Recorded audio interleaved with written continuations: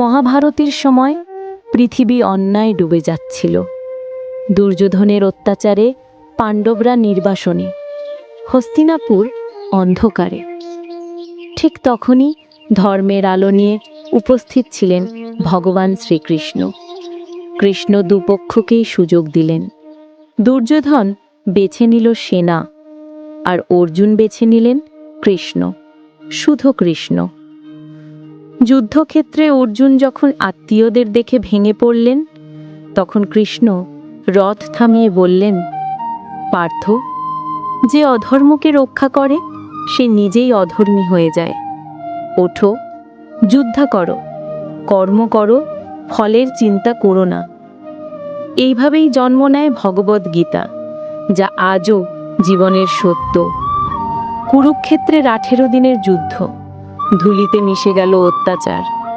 ভীষ্ম পতন, দ্রোণ বধ, কর্ণ অর্জুন দ্বন্দ্ব, প্রতিটা পদক্ষেপেই কৃষ্ণ পাণ্ডবদের পথ দেখালেন। যুদ্ধ শেষে পাণ্ডবরা রাজ্য পেল, ধর্ম প্রতিষ্ঠা হলো, কিন্তু লীলার শেষ এখনো বাকি। দ্বারকায় যাদব বংশে কলহ ছড়িয়ে পড়ল, মানুষ তার নিজের অহংকারে অন্ধ হয়ে গেল। কৃষ্ণ জানতেন এটাই যুগ শেষের সংকেত। একদিন বনের মধ্যে ধ্যান করতে করতে শ্রীকৃষ্ণ শুয়েছিলেন শান্তভাবে। দূর থেকে শিকারী জরা তার পদতল দেখে হরিণ ভেবে তীর ছুঁড়ে দিল। তীর কৃষ্ণের পায়ে বিঁধল। জরা কাঁদতে কাঁদতে বলল, প্রভু, আমি জানতাম না। কৃষ্ণ শান্ত হাসি দিয়ে বললেন, এটাই আমার লীলা, তোমার কোনো দোষ নেই। এরপর তার ঐশ্বরিক দেহ আলোকময় হয়ে উঠল।